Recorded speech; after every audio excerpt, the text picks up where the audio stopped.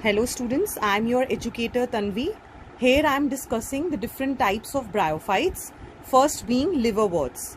So where do liverworts live? The habitat is moist, shady places and damp soil, mainly deep in the woods they are found. So like algae, they are found in moist places. Additional thing is that they are also found in shady places and deep in the woods. Talking about the plant body, it is called as thallus.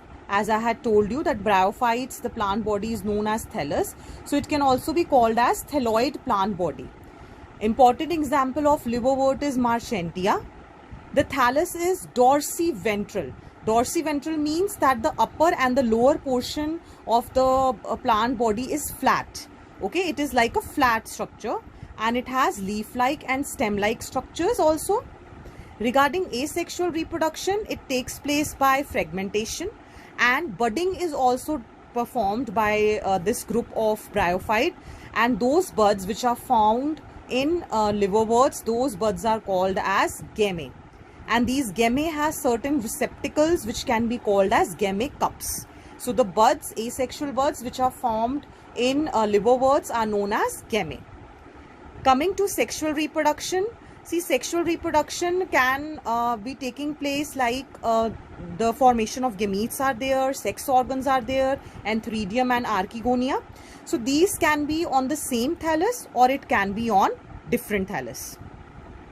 Talking about its sporophyte, a proper structure is formed which contains foot, seta and capsule.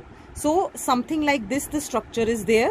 So foot, seta and capsule. You can say a root-like structure which is foot, stem-like structure seta and a leaf-like structure capsule. Coming to mosses, here two stages are there of a gametophyte. So predominant stages are two, and the predominant stage is gametophyte, which can have two separate stages, phases you can say. One is protonema stage, other is leafy stage. Protonema means the branches. So basically a stalk which is formed, okay, this stalk like structure, stem like structure is called as protonema. Then at the later stage, this will form a secondary structure which will be called as secondary protonema, and this will bear the leaves. So this will be the leafy stage and the leaves are arranged spirally. So spiral is like this. So leaves will be arranged in this pattern. That is why it is called as spiral arrangement of leaves. Coming to the vegetative reproduction, here in the secondary protonema, as I told you, where leafy stage will be there, fragmentation as well as budding both are taking place. Regarding sexual reproduction, the sex organs, whether it is male sex organ or female sex organ, these are produced at the tip of, apex of means the tip of leafy shoots. Sporophyte again, like in liverworts, it contains of foot, seta and capsule. Yes, so the sporophyte is very much elaborate, means more prominent than in liverworts. Even the dispersal of spores is very much prominent in mosses. So some examples are Funaria, Polytrichum and Sphagnum. Now let us come to pteridophytes, which is the another division of the kingdom Plantae, that is pteridophytes. So mainly these plants, horsetails and ferns are included in pteridophytes. These are very important medicinally and they are also acting as soil binders. Okay. Then these are the first terrestrial plants which are possessing the vascular tissue, xylem and phloem. Till now we have discussed algae and bryophytes. So they do not contain these vascular tissues, but pteridophyte is the first group in plants which contains the xylem and phloem. Xylem helps in transport of water and phloem helps in transport of food. Then the main plant body over here is sporophyte. Like previously we have discussed bryophytes, their main plant body is gametophyte. But in case of pteridophyte, which is the main plant body, it is sporophyte. Now because it is containing xylem and phloem, so it is having a proper plant-like structure, means it has true leaves, stems and roots. Now let us talk about the leaves, what the leaves are called in pteridophytes. If the leaves are small leaves are called as microphylls, like in Selaginella, and large leaves are called as macrophylls, like in ferns. So from the term itself, micro, small, macro, large. So these terms you have to remember regarding the leaves which are formed in pteridophytes, that are called as microphyll and macrophyll. Sporophyte, it contains sporangia inside which spores are produced. Now unique feature over here is that these sporangia, they may contain leaf-like appendages, and that is called as sporophyll. Okay, so these sporangia, when they contain leaf-like structures, those are called as sporophylls. Now these sporophylls, sometimes they form a complex hard structure which can be referred to as strobili or cone. So you can say, what is a strobili or cone? It is a sporangia which is bearing leaf-like appendages, sporophylls. So examples are Selaginella and Equisetum, in which the cone formation is seen.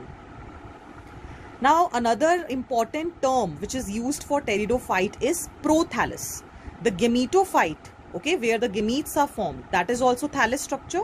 So that is free living, and gametophyte of pteridophyte is referred to as prothallus. Just to distinguish between the gametophyte of bryophytes and pteridophytes, this is a different term used over here, which means it is more advanced thallus structure than bryophyte.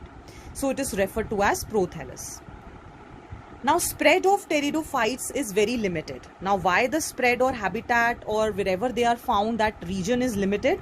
Because first and foremost, they need water for fertilization, and secondly, they are only present in moist and shady places.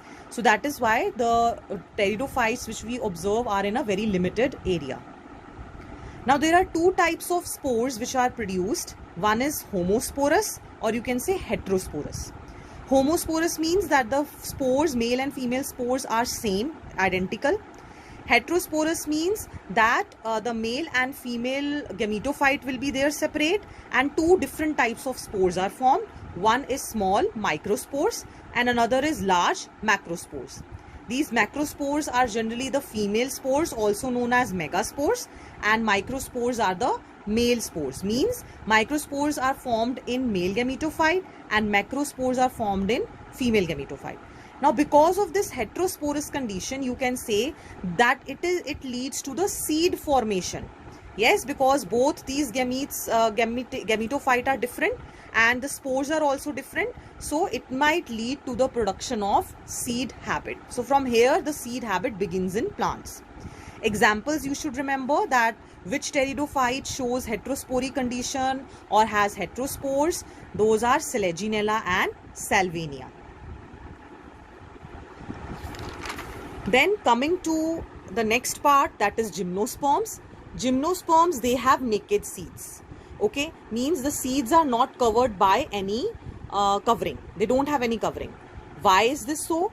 Because ovules which are produced, that is the female germ cells which are there, ovules, these are not enclosed by any ovary. So that is why the seeds which are produced are naked. Mainly when we talk about gymnosperms, means we are talking about trees, shrubs, tall trees like sequoia. These are found in gymnosperms. Now there are two important associations in gymnosperms which are called as mutualism or symbiotic association. Means two organisms are living together with each other and they are benefiting each other. So mycorrhiza, it is actually the roots of the gymnosperms which contain fungi. That association is called as mycorrhiza. Example is pinus. Certain roots like in cycas, those are called as coralloid roots. What are these coralloid roots? These are the roots of gymnosperm like cycas which contain cyanobacteria in it, and it is very much important for its nitrogen fixation. Then coming to leaves, the leaves can be simple and compound, and if it is compound, they are pinnate. So it is something like this. In one branch you have multiple leaves. So this is pinnate compound leaf. Mainly tap roots are present, and one important gymnosperm, that is conifers. They are mainly present in hilly areas. They have needle-like leaves. They have a thick epidermis called as thick cuticle, and the stomata are sunken, means these are present inside some pits. Okay, these are not exposed. Why? All these things are to prevent the loss of water. So there can be lack of moisture above the hills. So to prevent the loss of water, these are the adaptations of this plant. Then coming to the sexual reproduction, it is heterosporous, megaspores and microspores. Like we saw, some of the pteridophytes also are heterosporous. So all gymnosperms are heterosporous. Again, there will be strobili, formation of cone.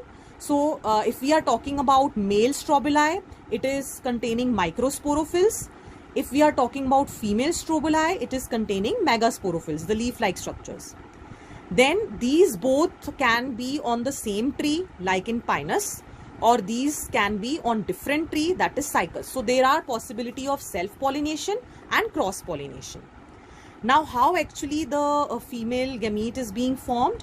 There are megaspore mother cells inside the sporangia. Okay, so they will undergo meiosis, and by meiosis we know the end product are 4 megaspores. So out of these 4 megaspores, one will be functional and it is acting as a female sex organ, which will give rise to female gametophyte. So both male and female gametophyte, they do not have independent existence. Till now we have seen that male and female gametophyte had independent existence, but in gymnosperms, point to be noted that these both gametophytes, they do not have independent existence, means they are dependent on each other. Okay, they are attached to each other. Coming to zygote, see, zygote is the end result of fertilization. So when the male and female gametes fuse, they form zygote. This zygote will produce embryo after divisions, which will further form the new plant, and the ovules which we talk about, those will produce seeds. So the last part of the chapter deals with the life cycles, the life cycle of the plant. Actually, one term is used, that is alternation of generation. Why alternation of generation? Because in plants we have seen that there is a formation of gametophyte, which is haploid, and there is a sporophyte, which is diploid. So the life cycle of a plant, it alternates between these two plant bodies, gametophyte and sporophyte. So depending upon whether gametophyte is the major plant body or sporophyte is the major plant body during the life cycle, the generation, or you can say life cycle, can be of 3 types. One is haplontic, other is diplontic, and there is haplodiplontic life cycle. So from the terms we will get it, haplontic means that majority of the life cycle contains haploid gametophyte. Diplontic means majority of the life cycle has sporophyte, which is diploid. And haplodiplontic means that the time period for which the plant body has gametophyte and sporophyte is the same. So that is why it is both haplodiplontic. Both haploid and diploid conditions are for the same time period. So it is haplodiplontic. So now let us see what cycle, how we will represent the cycle. So we start by the formation of gametes, and that process is called as gametogenesis. So male and female gametes will be there. They will fuse, and that process is called as fertilization or syngamy. What it will form? It will form the zygote, and zygote further will undergo meiosis and form spores, and further it will give rise to the gametes. So this is the cycle actually. So what processes are there? Gametogenesis, which will give rise to the gametophyte. Okay, this is one plant body. Then syngamy, fertilization, will give rise to a diploid zygote, and it will form the sporophyte. And sporophyte will further by meiosis form these spores, which are haploid, which will then give rise to the gametophyte. So there is alternation of gametophyte and sporophyte. Now if the time period for which gametophyte is formed is more, then it is haplontic life cycle. If the sporophyte generation is the maximum which is found in a plant body, then it is diplontic. And if gametophyte and sporophyte are equally, you can say no one is dominant, are for equal time periods, then it is haplodiplontic. So at the last, let us look at the examples. Algae are generally haplontic. Okay. Then if we talk about gymnosperms, these are diplontic, and even angiosperms also, but angiosperms has been deleted from the new syllabus. And haplodiplontic are the leftover, that is bryophyte and pteridophytes.